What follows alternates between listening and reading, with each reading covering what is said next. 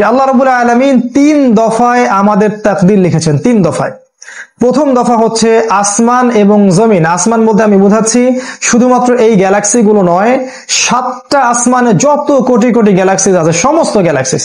আসমান এবং জমিন সৃষ্টির 50,000 বছর পূর্বেই আল্লাহ রাব্বুল আলামিন লাউহে মাহফুজ সৃষ্টি করেছেন এবং কলম সৃষ্টি করেছেন, এবং কলমকে বলেছেন উকতুব। কলম বলেছিল মাযা আকতুব, আমি কি লিখবো? আল্লাহ বলেছেন কিয়ামত পর্যন্ত যা হবে সব লিখে ফেলো। আসমান এবং জমিন সৃষ্টির 50,000 বছর আগেই তাকদীর লেখা হয়ে গেছে। এটা প্রথম দফায়, এটা প্রথম দফায়।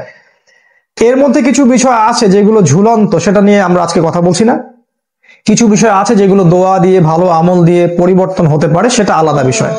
তবে প্রথম দফায় তাকদীর লেখা হয়েছে আসমান এবং জমিন সৃষ্টির 50,000 বছর আগে।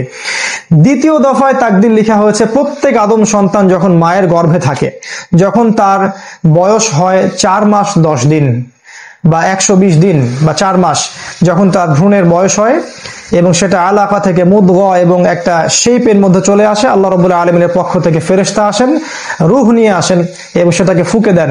তারপর থেকেই বাচ্চা পেটের মধ্যে নড়াচড়া শুরু করে। তখন তাকদীরের কিছু অংশ লিখে দেওয়া হয়, তার রিজিক, তার হায়াত, তার বয়স, তার ভাগ্য, সৌভাগ্যমণ্ডিত না দুর্ভাগ্যা, জান্নাতি না জাহান্নামী, এটা লিখে দেওয়া হয় আগেই। এটার জ্ঞান এতই উঁচু লেভেলের যেটা আমাদের এই ছোট্ট জ্ঞান দিয়ে পেনিট্রেট করা সম্ভব নয়।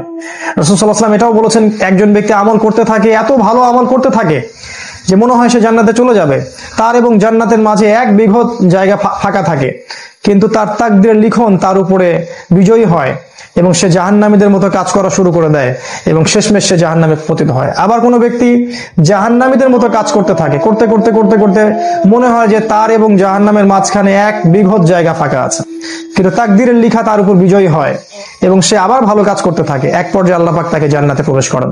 এই বিষয়ের জ্ঞানটা এতটাই উঁচু লেভেলের যেটা আমাদের ক্ষুদ্র জ্ঞান দিয়ে বোঝা সম্ভব নয়। তাই এটা আমরা আল্লাহর উপর ছেড়ে দিব এবং আল্লাহ পাক যেন আমাদের প্রত্যেকের তাকদীর ভালো রাখেন, এই দোয়া করব এবং সেই অনুযায়ী আমরা কাজ করতে থাকবো।